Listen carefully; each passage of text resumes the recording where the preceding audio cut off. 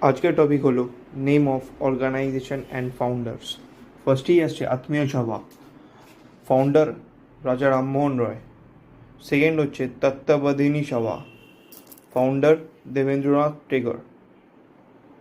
তারপর হচ্ছে প্রার্থনা সমাজ, ফাউন্ডার আত্মারাম পান্ডুরাং। তারপর হচ্ছে আর্য সমাজ, ফাউন্ডার স্বামী দয়ানন্দ সরস্বতী। তারপর হচ্ছে রামকৃষ্ণ মিশন, স্বামী বিবেকানন্দা। তারপর হচ্ছে আলিগড় মুভমেন্ট, স্যার সৈয়দ আহমেদ খান।